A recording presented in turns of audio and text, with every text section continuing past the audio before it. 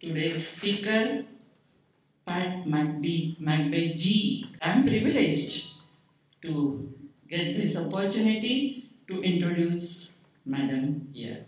She is an international speaker, teacher, and practitioner of sacred ceremonial science.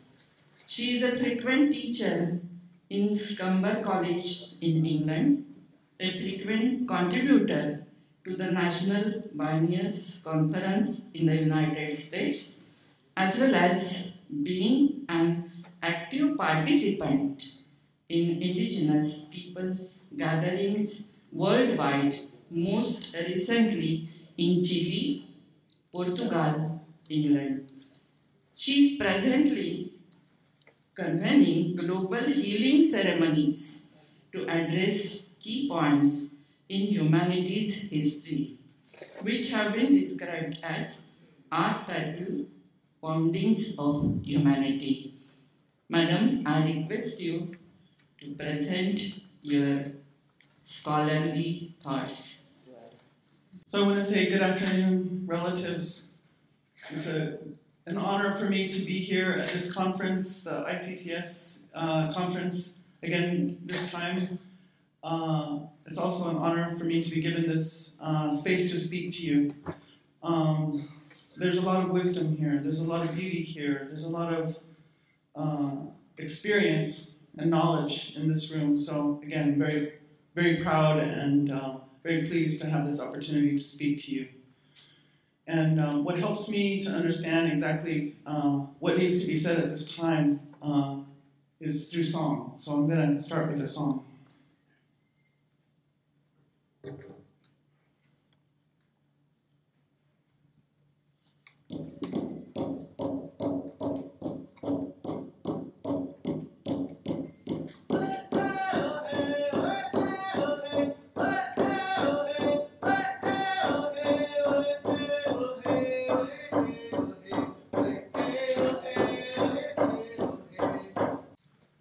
So this is a staff that has been built over many years, and many years of experience as well. And in particular, many years of experience of being a woman as part of an ancient culture tradition. And I can tell you that this staff is very, very hard won. Very, very, very hard won. It's not a staff that I wanted to carry, that I thought I should carry, but I was asked to carry it. These feathers came to me through heartbreak and betrayal and difficulty, to be honest. And yet, from that came a profound medicine. And what I was told when I was going through this very difficult time was that whatever came our way, we would turn towards the purpose of life, light, and love, as long as I stayed close to Spirit. And then I was shown how all of these difficult things that were taking place could be transformed to be beauty, could be transformed to be a part of the Thriving Life plan. So I'm going to carry this here while I'm speaking to you. One of the main things that I wanted to talk about was our theme. And why I think that theme is so critical at this time. It is hard to describe how deep and how important this theme is. And many people have already touched on some of the things that I wanted to say. But I wanted to start out by saying this, that as I talked about, this instrument that is in this pouch here, this is a representation of how that masculine and feminine medicine can come together to bring life, to actually help us create something anew. And so I'm also keeping this medicine up here. Now my experience, because I've traveled a lot to speak about feminine medicine and the arising of the feminine, or maybe we might even say the restoration of the feminine. And my experience is, and even as we look at these words, that whenever we call out one thing out of maybe something that we're looking at as a binary, so we call out the feminine, the question almost immediately goes to, well, what about the masculine? Right? And so I find it funny too. And so I wanted to explain something that was said to me about this. So part of the reason that is, and in this room we should know something about it, is that in modern culture, and we might even say through colonialism, which brought with it a very profound methodology of hierarchy and an indoctrination in hierarchy. So all of Western education is a method of bringing hierarchy to us. We are graded, right? From the time we're this big. Who is first place? Who is second place? Who is third place? Who has the A's? Who has the B's? Who has the highest grade point average? So all of that educational system, and we might even say it came through the church in other ways, really spoke to us about hierarchy. And so, you know, when I tell the story of my people, my grandparents and my parents were taken to missionary boarding schools when they were young children. My grandparents were taken by force, and my children were taken, their children were taken, were sent voluntarily. But whenever I tell that story of what it's like to be born as the third generation after that, with nobody around me speaking our language anymore, nobody around me practicing our culture anymore, because it was subdued, it was held away from us. We were punished if we spoke our language. We were punished if we participated in our culture in any way. So I know many people in this room can relate to that story. And when I travel and meet with other Indigenous people, the first time it happened, I had traveled to Bali. And I was describing what it's like when you come before your elders, and your elders are speaking your beautiful language to you. And I always let them talk for a long time, because I like the sound of it, because they're feeding me. And I wait before I say to them, I'm sorry, but I don't understand you. And so when I explained what that's like to my sisters in Bali, they fell into my arms and they were crying. They were crying because they said, that's our story too. That's what happened to us too. And so the younger generations are wanting to learn the language again. The elder generations are trying to find who they're going to teach it to. And then the middle generations are trying to get ahead in this modern world way. And that's a common scenario throughout the world, is what I find. But what I really want to say about how that relates to this feminine topic is that when, so I call that hierarchical system that comes out of education, that comes out of capitalism, and etc. I call that hierarchical system the power over paradigm. One thing has to have power over another thing. Someone has to lose in order for someone else to have what they need. And that power over paradigm is actually very antithetical to every traditional ancient culture that I've ever encountered. In the traditional ancient cultural way, all the children are supposed to be fed. All the women are supposed to be taken care of. All the men are supposed to use their competitive impulses, their skill, to hone their skills to be a protector of life and to make sure that everybody in the community is provided for. So in the power over paradigm, if somebody has to lose in order for me to have what I need, then I'm always paying attention to who's a little bit higher and who's a little bit lower. And so that's the reason I think that every time we begin to talk about the feminine, someone has to say, wait a minute, what about the masculine? Am I losing my place a little bit? Is somebody getting a little bit further along? Is somebody going to get more power than me? And so right away, to really talk about this subject, I think we have to address how wounded we are by hierarchy. So as I'm speaking, I'm going to ask you to try to keep that in mind, to try to remember how we have been indoctrinated. And I'm going to see if we can't loosen up that indoctrination just a little bit to step out. And to me, that's ancient culture perspective. Exploring divinity through the feminine in ancient culture's perspective. So, the reason that I believe that we need to take the feminine out and re-examine it is because the feminine, as was talked about by our speakers this morning, actually is synonymous with life. It's synonymous with life. And so right now, the five-fingered ones are in a very precarious position.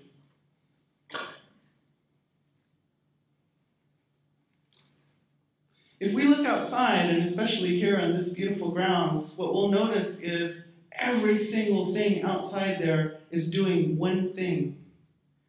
It's making more life, more life, more life, more life. Everything is trying to figure out how it's going to get what it needs to flower and make a fruit. All the insects are looking for what they need to further their next generations, right? So everything out there is looking to further life. And so what I notice is that it seems to me that the plan on this Mother Earth is life. And so it really brings home what my elders say every time we begin a tradition, every time we begin a ceremony, I should say. And that's why I said it this morning. We do this so that the people can live. We want to live. Because you know what? We're a part of that thriving life plan on this Mother Earth. Now, in the Lakota tradition, this is the second time I've spoken without introducing myself very well at all. I'm from the Dene people by blood, but I was adopted into the Lakota spiritual tradition. And that's primarily where my ceremony comes out of. So I'll explain a little bit about that. But in the Lakota tradition, we talk about the sacred hoop of life. Apparently, the theme of the very first ICCS conference and gathering was Mitakuye Oyasin. And that's also referring to that sacred hoop of life. So what we say is that every form of life has its place on that hoop, including the five-fingered ones. But we're not the whole hoop. We're only one part of that hoop. And that hoop is profoundly interrelated. Profoundly interrelated.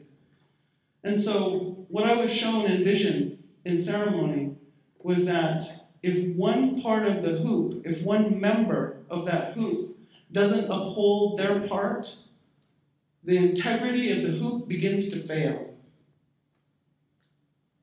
So every member has to uphold their part of the hoop. Now, as I look around today, it's looking to me like it's the five-fingered ones who are not upholding their part of the hoop of life.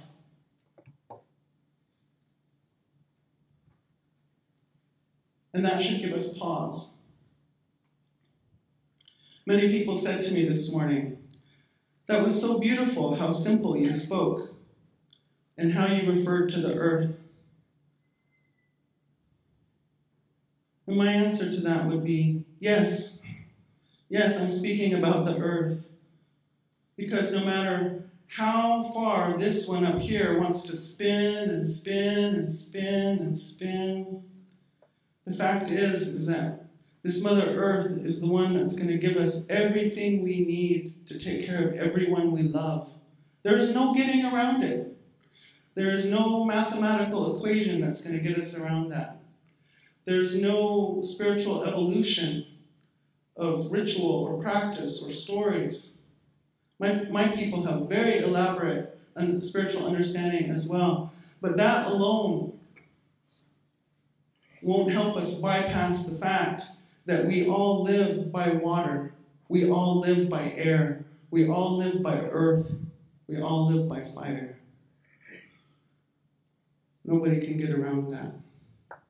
So yes, it's important that we bring that up here amongst us. So one thing that as I observe, in our tradition, so these are eagle feathers. So I've been studying, how this bird lives. It's very, very high understanding of this thriving life plan, you could say.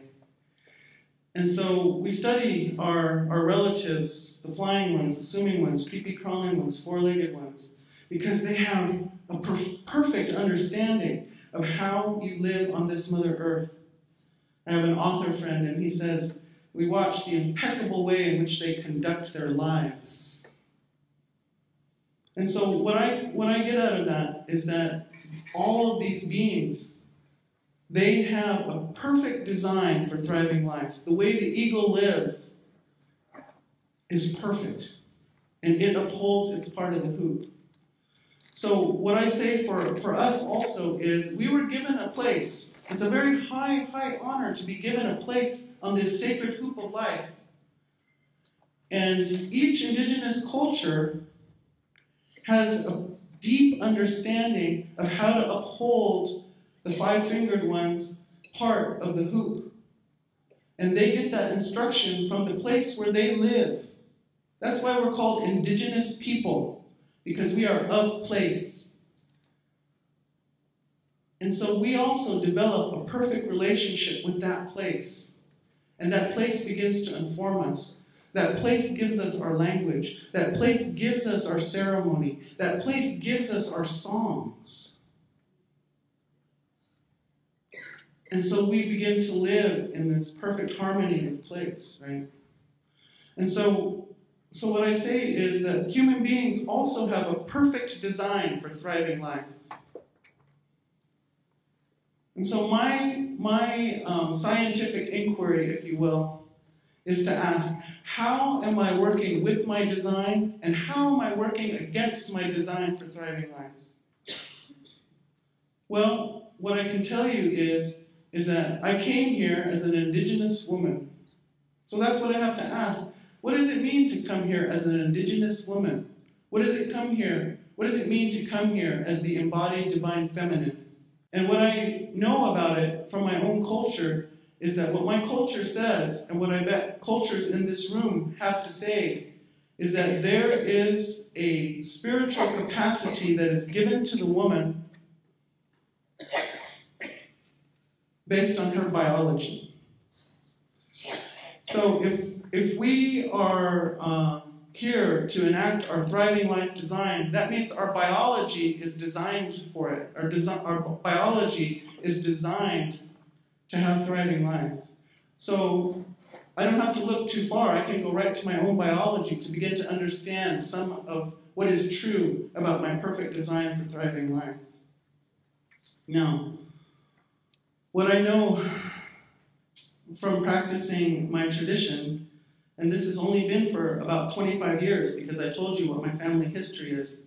I had to go back. I had to find the people, and the earth and the spiritual beings. They found me. They were looking for me too. So I know some of you are in the practice of recreating that relationship to earth. You're remembering yourself to traditions that you know your lineage once had. And then some of us in here come from a continuum that has only maybe recently been interrupted or attempted to be interrupted. But we have that understanding. And so what I've been told is that the feminine, as we said earlier today, is that force of creation. There's an elder, his name is Ilarion Merkulov, and he comes from the Aleut Nations. I really love listening to him speak. He was raised by elder women. They really taught him. They were very strict with him. They taught him. Then they sent him out into the world to speak. And always what he wants to say is that the womb of the woman is connected to the womb of the cosmos. And he says that nothing new is going to appear on this earth until the women remember that relationship. Until the women remember that place of birthing. So this can be children, future generations. So another name I have for myself is, I am Holy Earth Surface Walker, Life Bringer, Life Bearer. And as I stand here today on this Mother Earth, I stand with the full authority to speak on behalf of life. Always. Anytime my community is coming together to do something, I have the authority to say, hold on a second. Whoa. Are we placing life at the center? And if we're not, then we need to start over again. And how are we going to accomplish what we want to accomplish while still keeping life at the center? And so, if you look around today, you might notice that there's not many people who are holding any authority whatsoever to speak on behalf of life at the center. Profit is driving what actions we will take and what actions we will not take.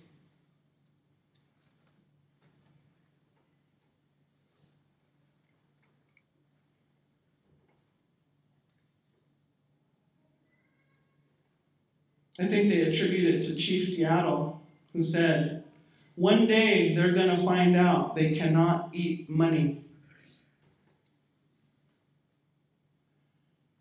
And my relatives, I think we're not too far from that day. So, this topic that we have about the feminine,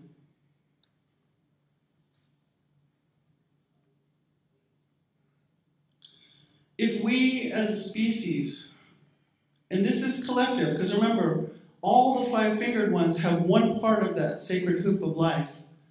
We don't talk about the Dene people and the people from Nepal. We don't talk about, no, it's just, we're just lumped into one category, the species, the five-fingered ones. So that means collectively, the sum total of our actions has to begin to move in the direction of upholding that sacred hoop of life.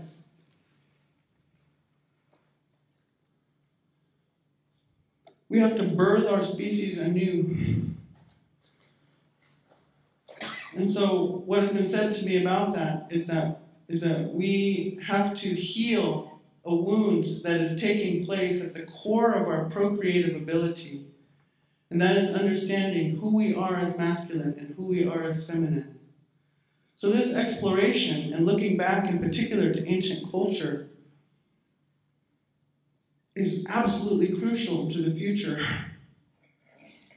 Because the world has been operating under a masculine principle almost exclusively for a very long time.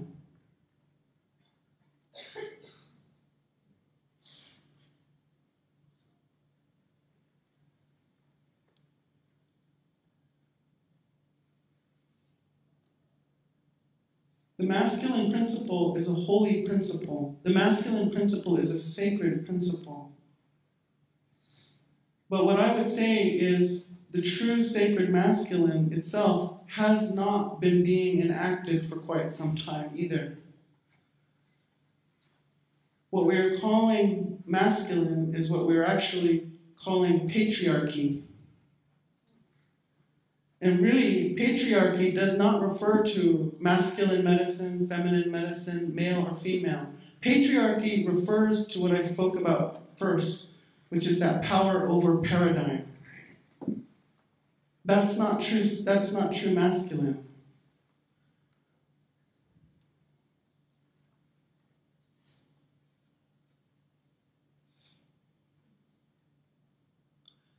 So the feminine medicine, it's often spoken of as being in that place of darkness.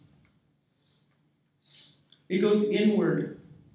It goes inward to recognize itself. It goes inward. It goes into the darkness to contemplate, to build itself, to come into being. If we look in this world right now, what I see is it is so bent on so much activity, going so fast, that nobody has, I shouldn't say nobody, but very few people feel they can afford to pause, to go inward, to inquire of this Mother Earth first. What is it that you would have us do? What is it that you would have us be? And so that whole aspect of the feminine has become, it actually feels dangerous to us, because who can stop for a moment? If you stop for a moment, how are you going to feed your family? How are you going to have money enough? How are you going to have work enough? How are you going to take care of things that way, you know? And so it takes a huge amount of courage for us to pause, for us to slow down, for us to go into that feminine part. And so this is one of the big difficulties of that power over paradigm, is we feel like if we slow down, if we pause, if we go in and inquire, someone else is just going to pass us up. And they might take what we were hoping we might have. So that's the mindset they got us thinking in.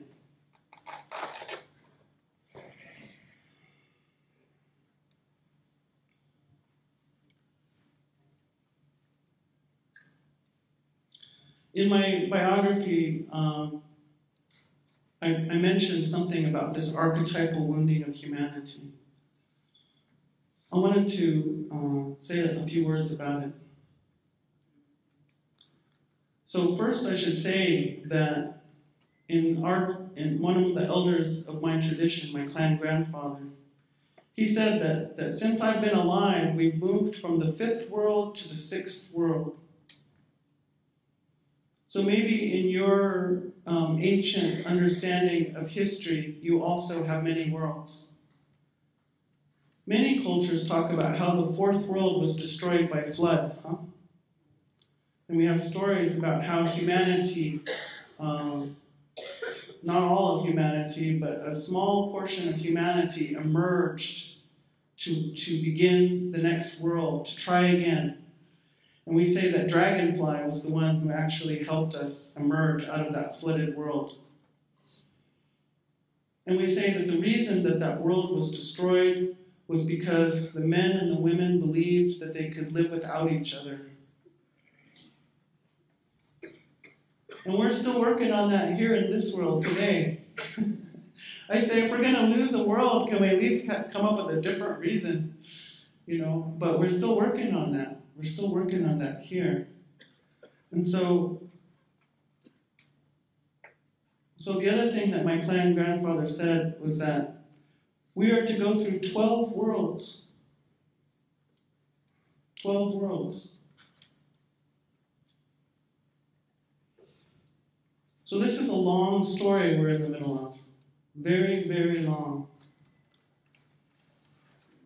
So I know many people are running around trying to say, how are we going to save this world? How are we going to save this world? And to be honest, what I was told by Creator in one of my meditations was, you people can have it any way you want it. You can have it any way you want it. And right now, you are saying, this is how you want it. The world you're looking at out there, that's what you're saying, how you want it. With your thoughts, with your actions, with your feelings, with your intentions. But remember, you can have it any way you want it. So, I believe that possibility of birthing ourselves anew, that possibility of birthing a new world is humming right in front of us at every moment. It's humming right in front of us at every moment. But right now, I don't see that we are taking the actions that are going to keep us from running off of that cliff. Some of us are thinking about it. Some of us are doing something about what we're thinking about. Some of us keep it in the background. Some of us aren't thinking about it at all.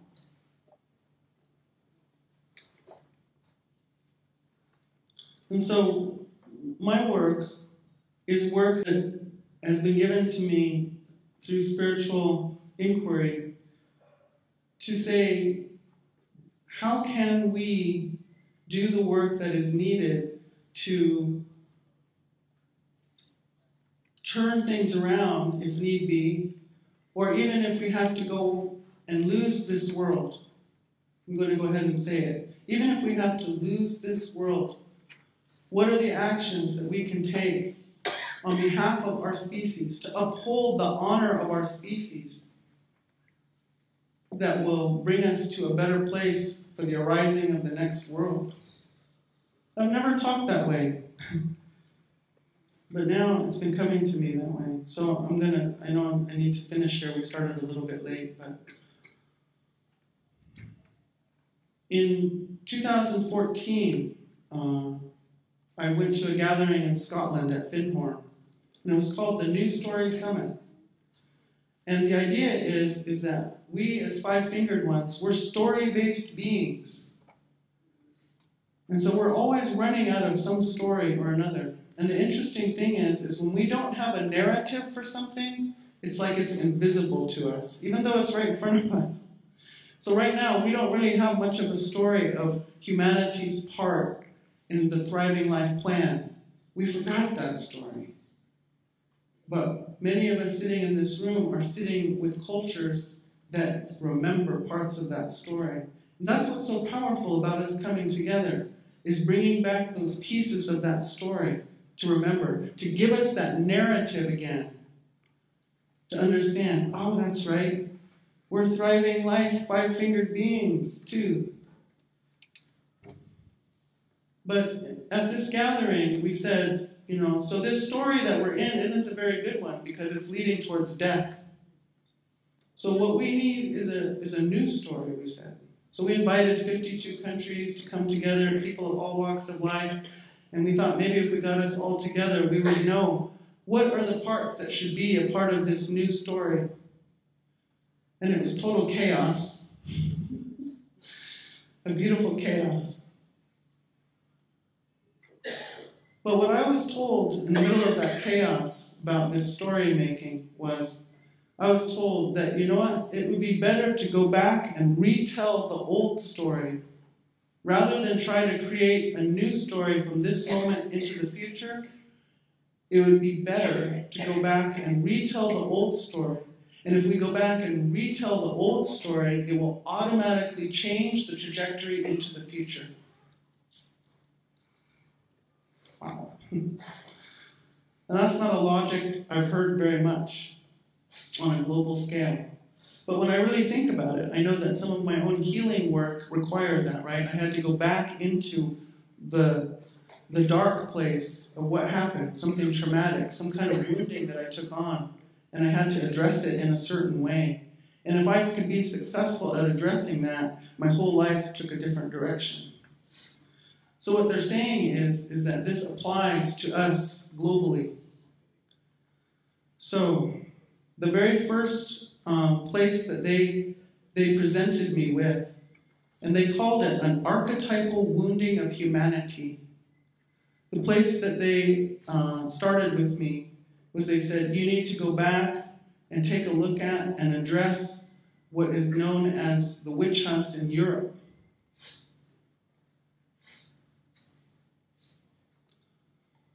Because that's where we took a very bad turn, collectively, as the five-fingered ones. Now, what does that have to do with a Dene woman living in New Mexico in the United States? Well, it turns out it has a lot to do with me.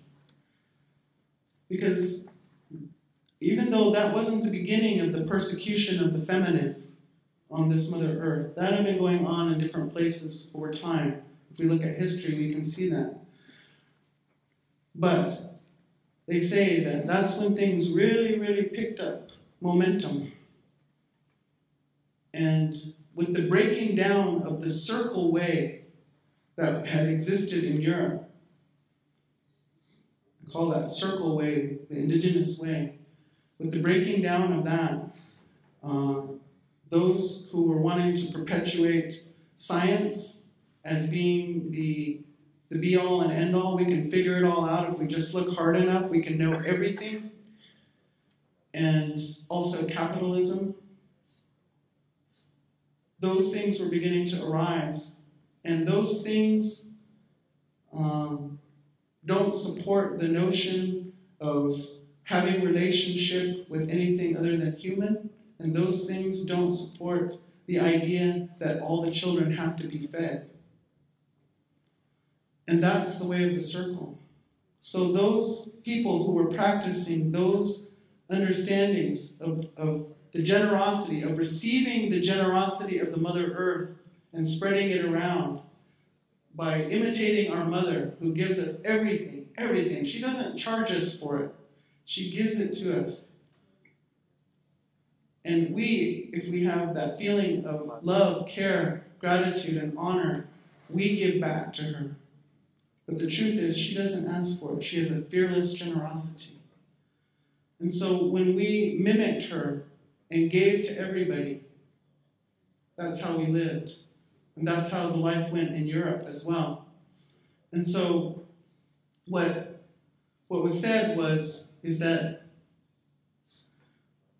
all those methodologies that took it upon themselves to destroy the women who often led some of those things.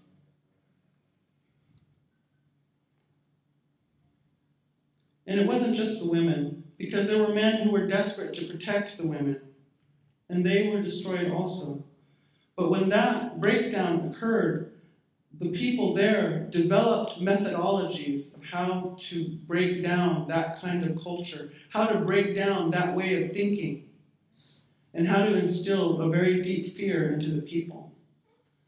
And what was said to me that I never thought of before was that then those methodologies that had been learned in the process of the so-called witch hunts were taken on those ships, and they were taken to indigenous peoples. They had already been developed in Europe. And they were taken to the indigenous peoples, and they were practiced on us as well. But not only were those methodologies practiced on us, that attitude towards the feminine was also inserted into our cultures. So many of the indigenous practices that we have today are skewed a little bit from that influence. And so our true understanding of our masculine design and feminine design, even in ancient culture, can be a little bit hard to find. So they told me that has to be addressed.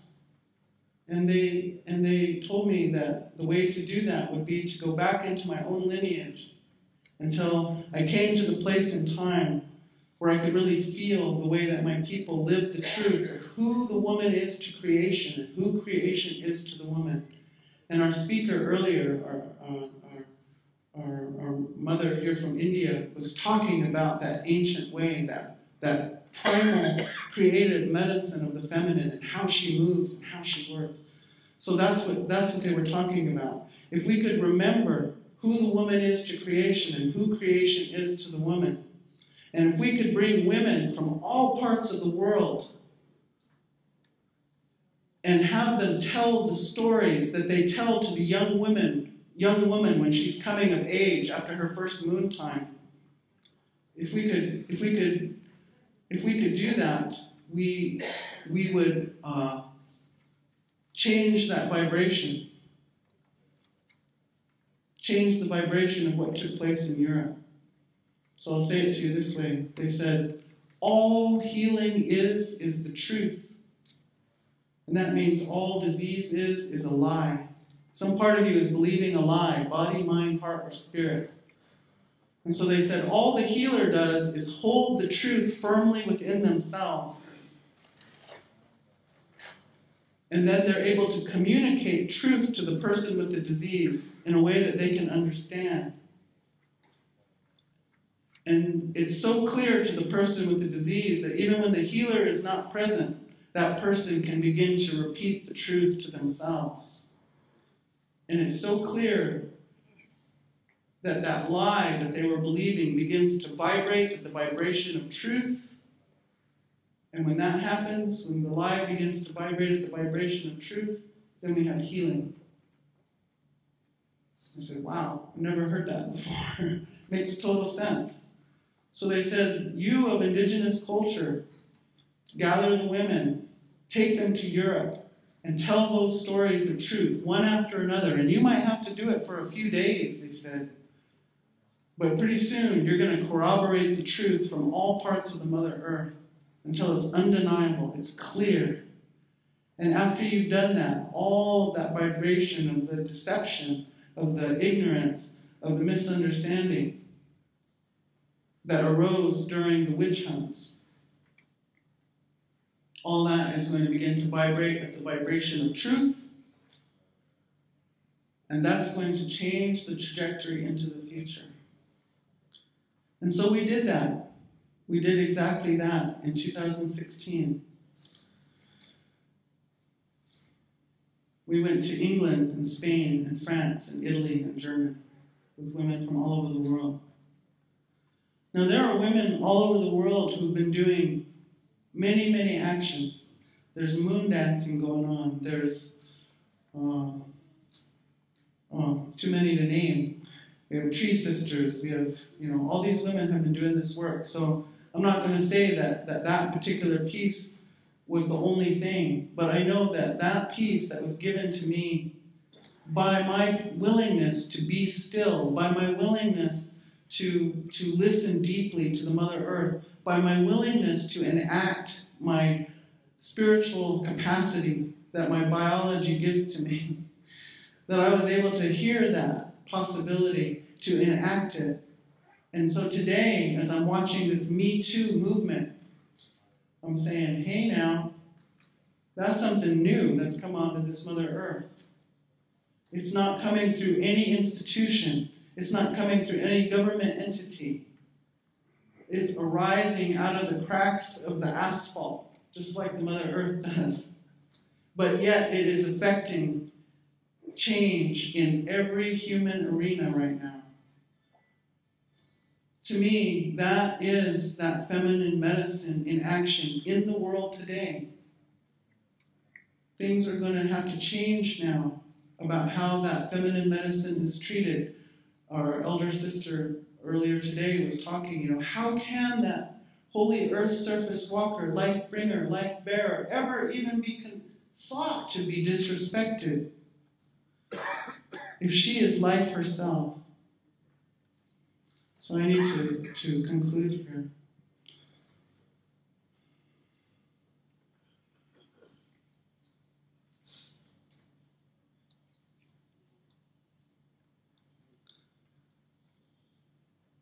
The feminine, my inquiry into the feminine medicine has led me to begin to understand a little bit about the masculine medicine, because those two things interact. They're designed to move in something that I call a functional polarity. And so when we examine one, we begin to understand the other. So what I want to say to my brothers here in this room is that for me to go into the deep inquiry that I go into every month on my moon time, when I have a chance to receive direct instruction from the Mother Earth herself directly, when I go into my inquiry, when I'm coming into my elder womanhood time, when I'm in labor, birthing myself as the fruitful elder woman, you need me. You need me. But I also want to say to my brothers in this room, I need you. In modern worldview, I was living like that fourth world. I thought I could live without you. And that's how that world was destroyed. But today I want to say to you, I need you. I need someone to watch out for me when I'm in my deep inquiry. I need someone to provide for me when I'm going through deep inquiry. I need someone to provide for me when I'm going into my elderhood. And the holy people say, those elder women's circles have to be reinstated on the Mother Earth. If you have a woman from the age of 11 years old, every single month, listening, stopping, receiving instruction from this Mother Earth, every single month of her life, from 11 years old to, let's say, about 52, what is that? 41 years of months. So what is that? 4,800 months or something like that, 480 months of her listening to the Mother Earth. By the time she gets to this age, she knows something about what our communities need, how we're supposed to live here on this Mother Earth. But you know what? I can't do it by myself. I need your support. I need you to trust in that process also. So this process isn't really a woman's process. This process is a human being process. This process is an us process. This is we the five-fingered ones, who are going to uphold our part of that sacred hoop of life by understanding, why did you come here as masculine? Why did you come here as feminine? Our cultures hold some of those answers. Our practices hold some of those answers. But now we have to move into living it. That sacred hoop of life that includes all life forms, it doesn't understand us and them. It only understands we. We. They said, separation. Separation is the great deception. And the great trickster is always working to see if it can get us to trick ourselves out of this life. Right now, that trickster is having some success. Because, see, this is the law of free will operates here. So the trickster can't just come and destroy this world. No, the trickster has to keep presenting illusions and deceptions in front of us until we, of our own free will, give it away. We get to choose. We can have it any way we want it.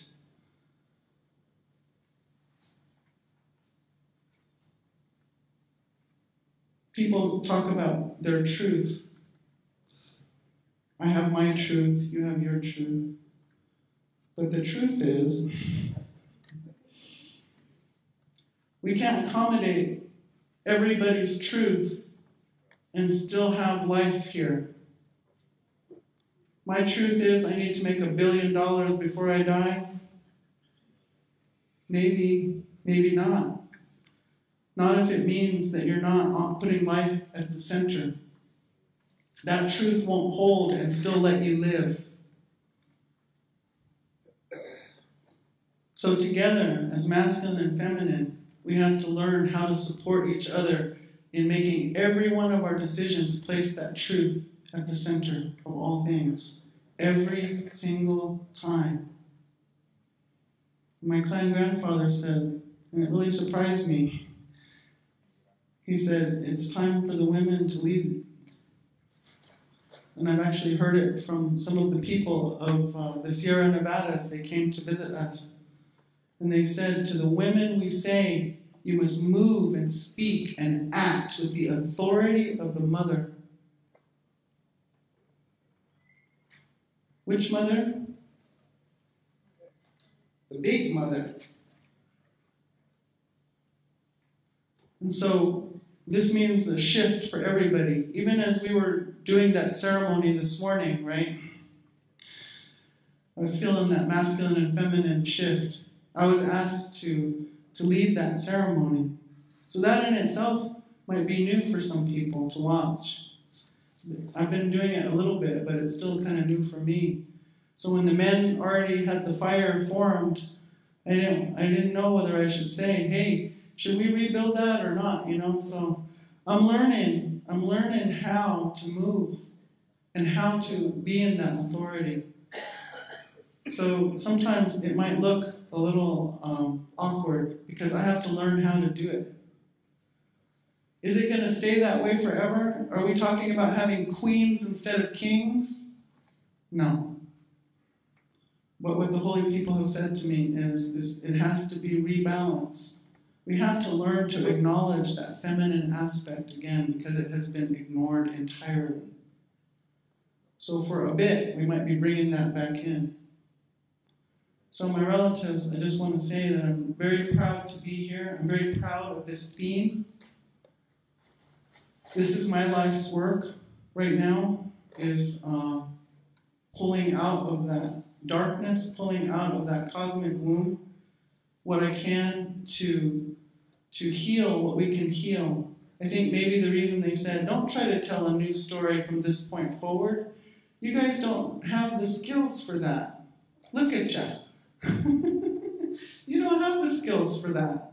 But one thing you do have the skills to do is to be able to look back, and you can feel it in your body, your mind, your heart, and spirit. You can feel where you took a big old wrong turn against each other. That you can know. That you can heal. And even if you only address that and heal what took place in the past, it's going to change what happens in the future. So go and do that for a little while. Relatives, thank you so much for giving me this opportunity to speak here. Thank you.